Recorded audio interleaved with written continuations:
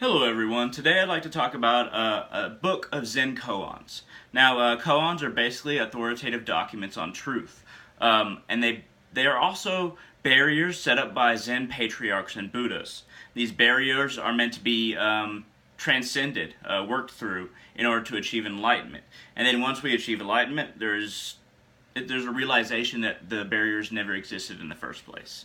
Now, the book I'm talking about is The Gateless Gate. And it's a collection of 48 Zen Koans that were originally given by the Buddha, Shakyamuni, the historical Buddha. And this particular set of commentaries translated is by Koun Yamada, as you can see, and it's called The Gateless Gate. Now, the original commentaries on the 48 Zen Koans was written by monk Ekai around 1200 AD, and he wrote it for the Empress Ji, or Gi. I'm not good with Chinese pronunciation, but he wrote these commentaries for the 48 Zen Koans given by the Buddha, the historical Buddha, and Zen Patriarchs also set up the barriers as well as the Buddhas, but and these koans have been a very foundational principle for Zen Buddhism, and Zen Buddhism is a system of self-realization, self-enlightenment through momentary enlightenment, through understanding, not through the intellect, not through our ability to reason, but through pure realization, without words, without relying on Buddhist sutras, and the koans themselves are basically like stories or short conversations between monks and their disciples. And these barriers aren't meant to stop enlightenment that the Buddhas and the Zen and the patriarchs of the Buddhist faith set up. They're not meant to stop enlightenment. They're meant to enhance it by you mounting these obstacles and working your way through them, these barriers, and then you actually reach enlightenment because there's a barrier there. But then once you reach enlightenment, you realize there's not a barrier there. It's a paradox, but these paradoxes are meant to help us become enlightened. Now, the particular koan I want to talk about is the first koan of the Gateless Gate, koan number 1. And a monk asked Joshu, in all earnestness, does a dog have Buddha nature or not? Joshu said, mu. And mu is nothing or non-being.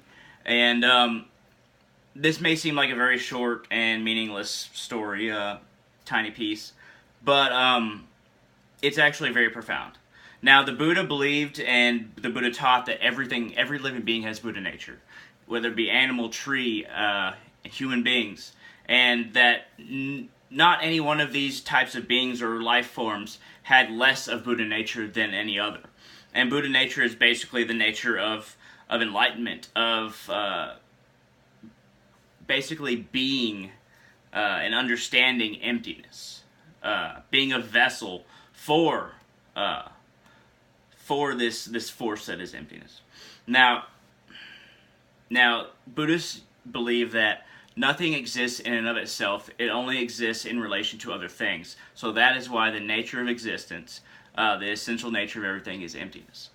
And in my viewpoint, I'm not Buddhist, but in my viewpoint, this opens ourselves up to God, which is the